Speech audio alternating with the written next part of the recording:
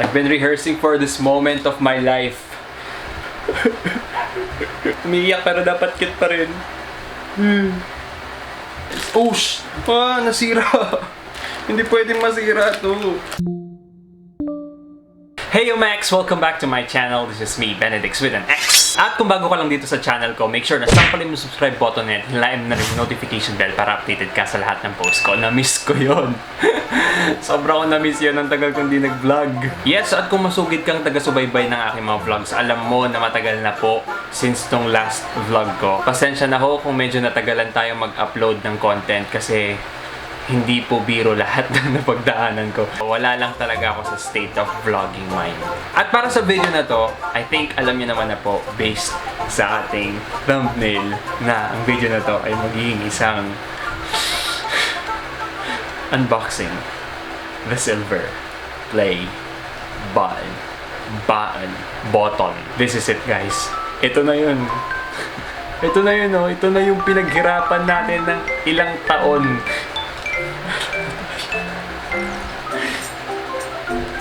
Ayan, super sealed pa siya. Hindi ko talaga siya binuksan kasi gusto ko makita nyo kung ano yung magiging reaction ko sa pagbukas ko ng silver play button. Dahil alam ko excited din kayo, how much more sa akin. Sobrang napaka-excited ko. Siyempre, maya-maya lamang din po ay sasagot tayo ng mga katanungan mula sa Instagram natin. Tanong nyo about YouTube, about silver play button, everything about vlogging. Pinili ko po yung mga related sa silver play button. Ang sarap din kasi, ang sarap makita, ang sarap damhin na meron na po akong silver play button. Okay, so mabilis ang live update lang muna tayo. Dapat hiwalay na content ko to gagawin tong live updates ko, pero syempre, tamad nga, di ba? Minsanan na lang po kung bakit ang tagal kong di nakapag-upload ng videos, kung bakit hanggang ngayon wala pa rin akong upload. Ang pinaka-last kong upload ata is yung Baguio vlog. Since nabanggit ko na rin po ang Baguio, wala na po ako sa Baguio. Alis po ako ng Baguio sa kalagitnaan ng isang pandemya dahil sa isang project.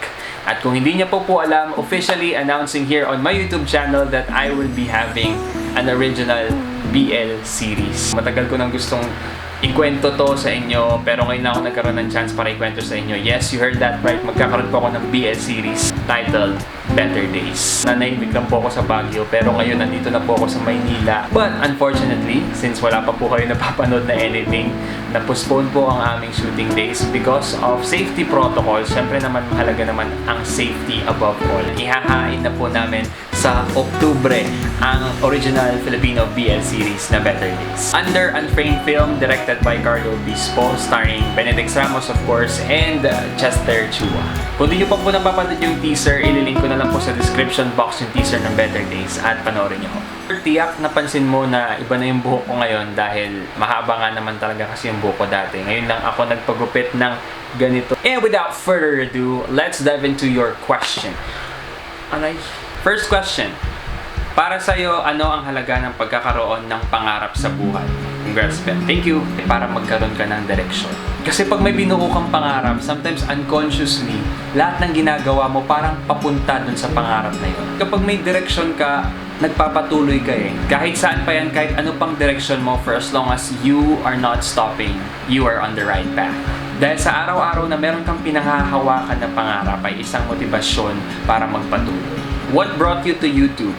Definitely not by accident. Siyempre, nagdesisyon ako na mag-YouTube. YouTube because it was a low-key archive of all my memories, of all my moments, of all my life. Kasi dito ko nasabing nakapag-ipon ako ng mga maraming moments na babalik-balikan ko pagtanda ko or kahit anytime ko gusto. Ang magiging tanging hiling ko lang ngayon ay sana hindi pa-shutdown ang YouTube. Why you enter filming? Filming in general, like vlogging, ganun no, filmmaking, and basta filming in general. Kasi it's like having a power to tell a story.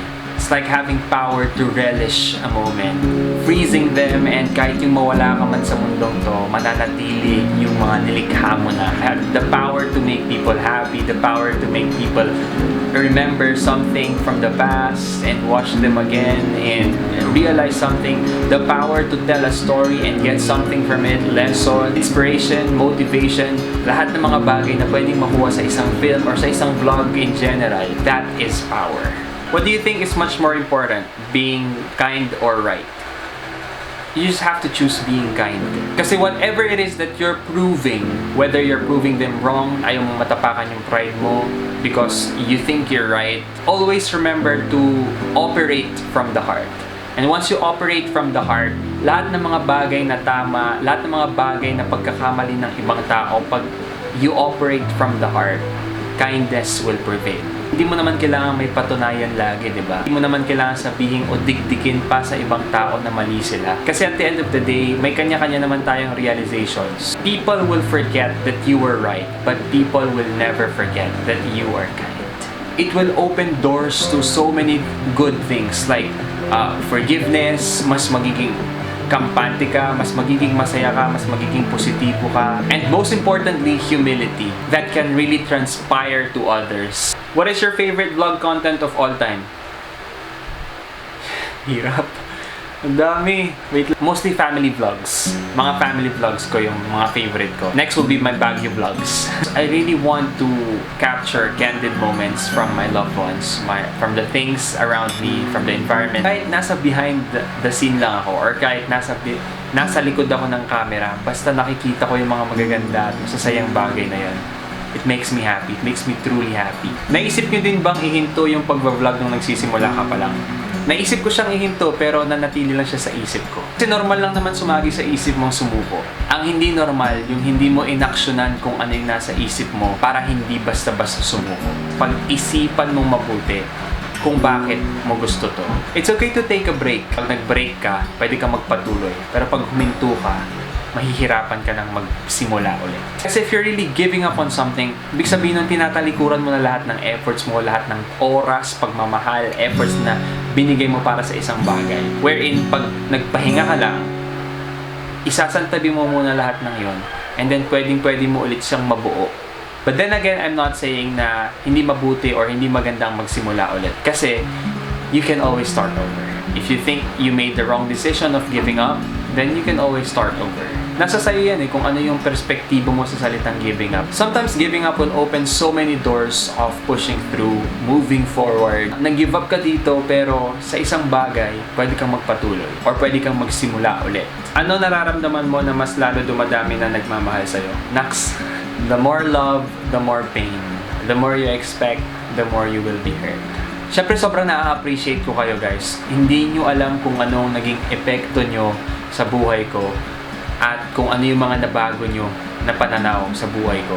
Kahit hindi tayo magkakakilala, with your presence in front of me, right there, alam ko na habang nagsasalita ako dito, makakarating to sa mga tulad ninyo na nagmamahal sa akin.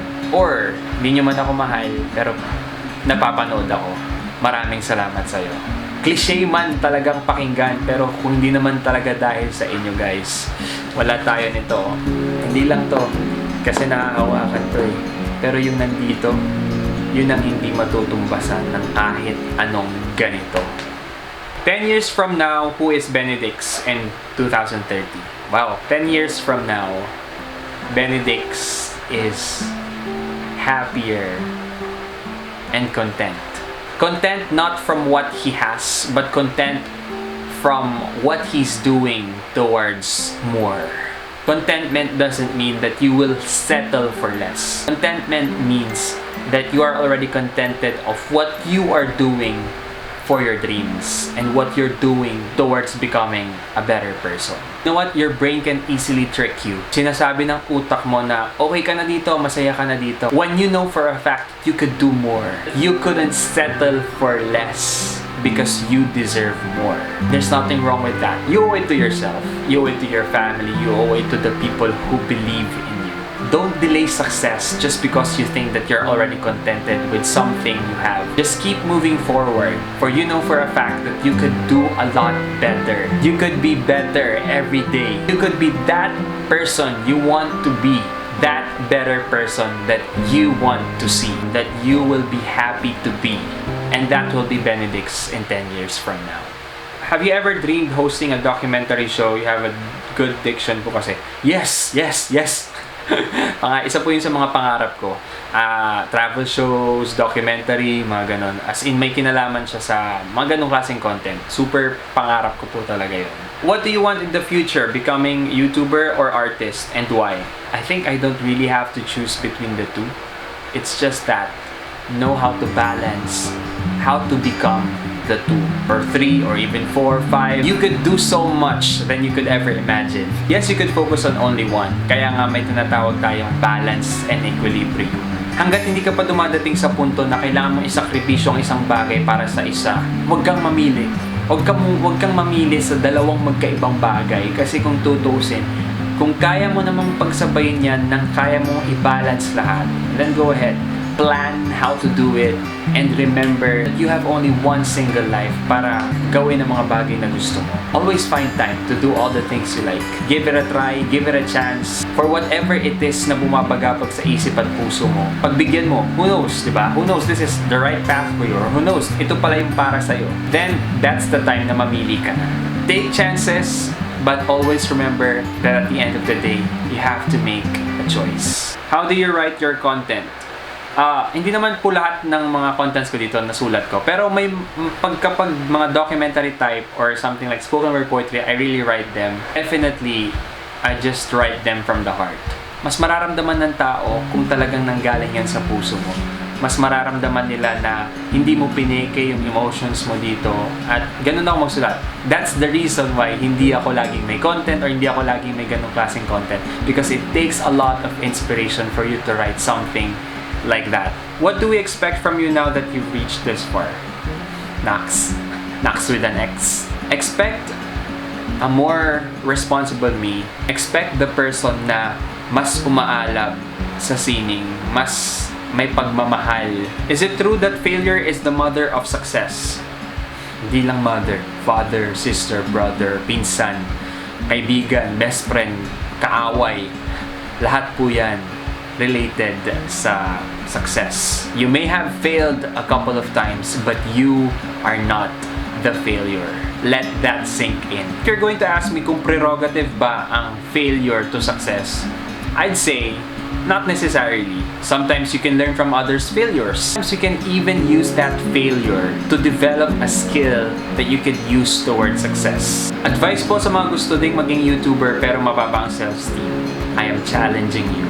Boost up, gain more experience, learn from others, education. Take this as a challenge. First, you have to work on your self-esteem before starting a YouTube channel. But sometimes, if you really want something, you just have to learn along the process, diba?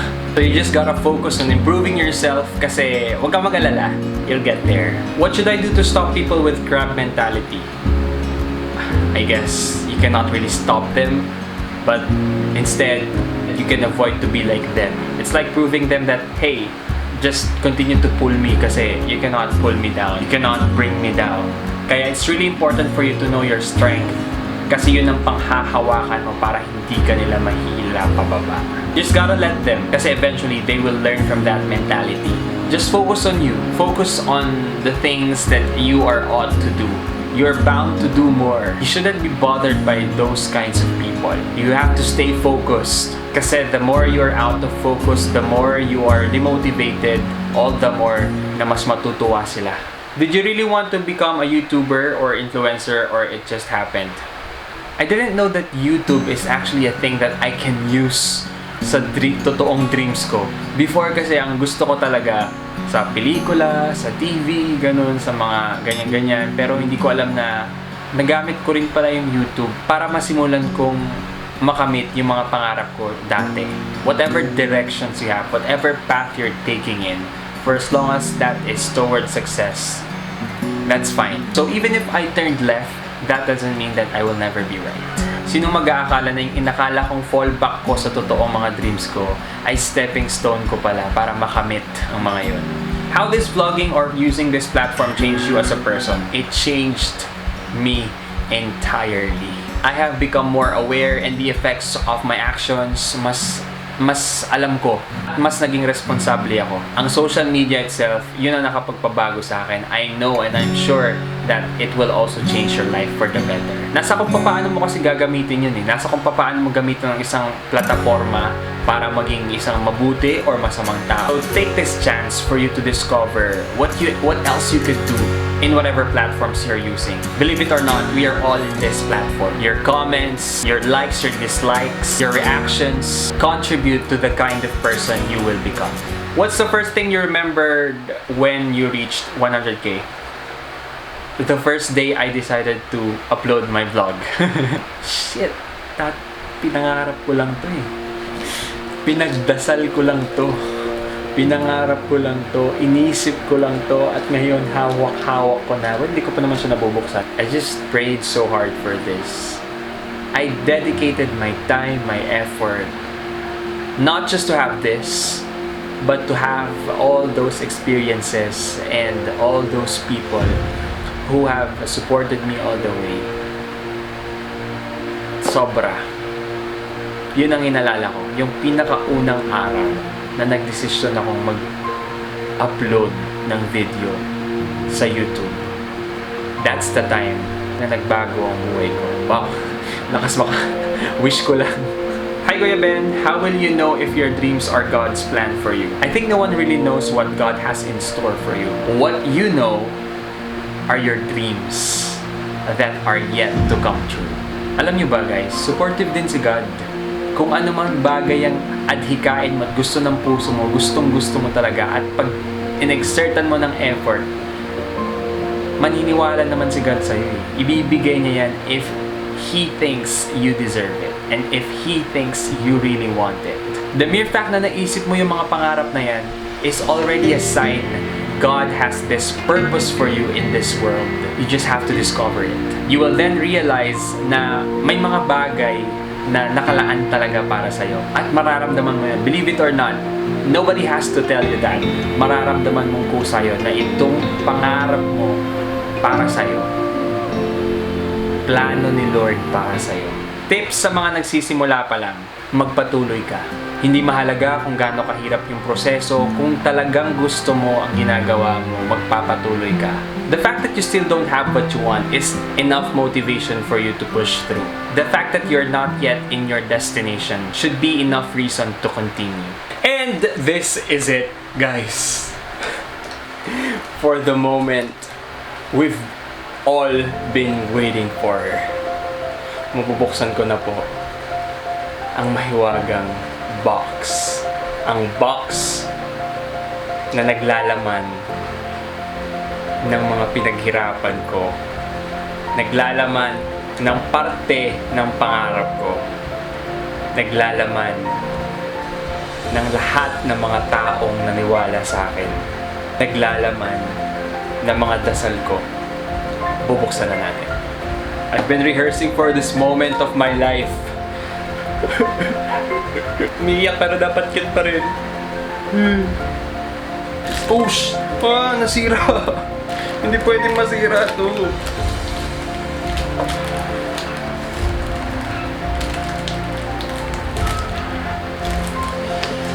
Masisira ko yung mga pangalan.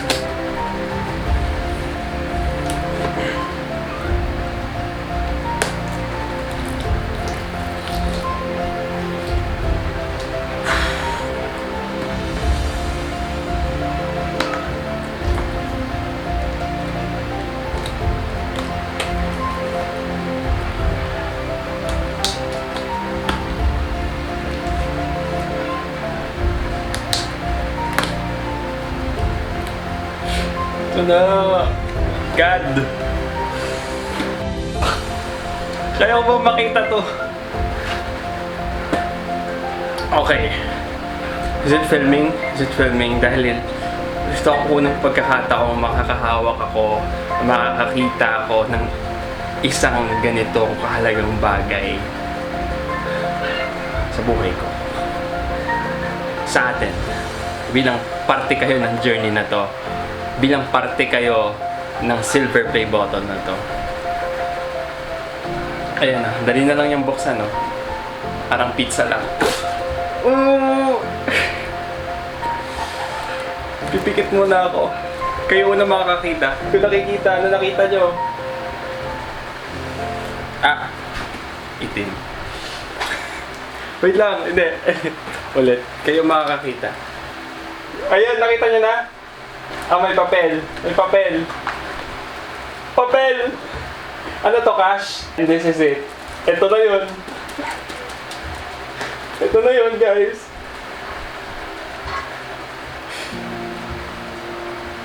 Okay.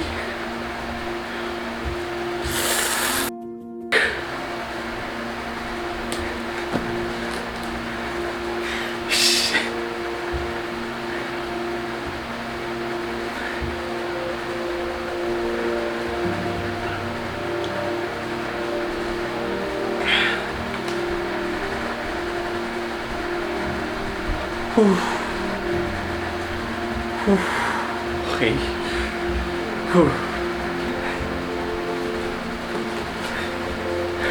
Guys, aray ko.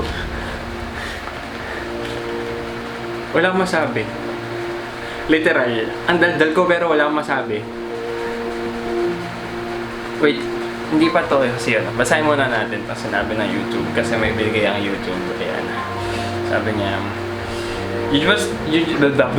nabubulol na ako kanina. Ang daldal ko ngayon. Wala na akong masabi. You've just done something that very few YouTube creators accomplished. You had an astonishing 100,000 people subscribe to your channel. We know that numbers on YouTube can't get really big, but we hope that you don't lose sight of the reality behind that 6-digit milestone. Each and every person who has subscribed to your channel has been touched by what you created. They were inspired, challenged, and entertained. You achieved this milestone with hard work, perseverance, and probably a healthy sense of humor too. What you've accomplished can't be taken away from you, and we'd like to recognize you and your hard work with this Silver Creator Award, a small token of our esteem and respect. We know that you don't do this for rewards. Wait, joke. You do it because you have a drive to create and share, and because you found an audience who cares. Believe us when we say that we can't wait to see what you do next. 1 million subscribers may seem a long way off right now, but you're closer than you think. And we're rooting for you. Congratulations. Sincerely yours, Susan Watch Kiki, CEO YouTube. Watch Kiki. Sorry, paano ba ang pangalan? Susan. Miss Susan. Okay. Miss Susan, thank you so much. YouTube, thank you so much. Thank you so much for this award. Oh, kala mo na. This is so surreal. Please.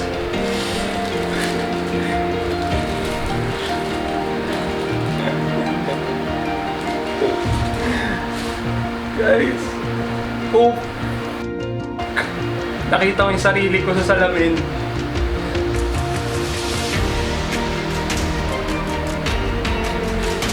You are so great.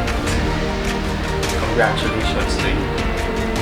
You did a very good job, Benedix Ramos. Nakita ko kasi yung sarili ko sa salamin. Ayan o. Nakita nyo?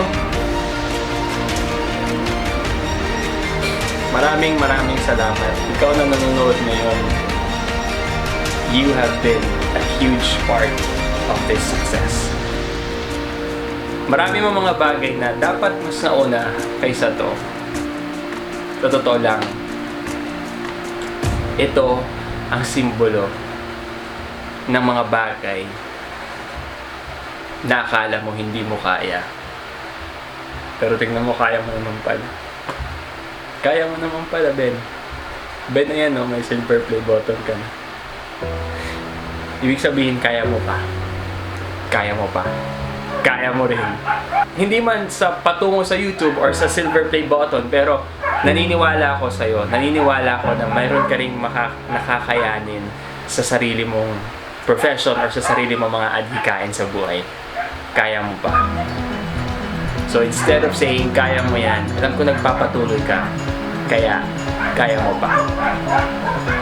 So paano ba yan, Ben? What's next of you?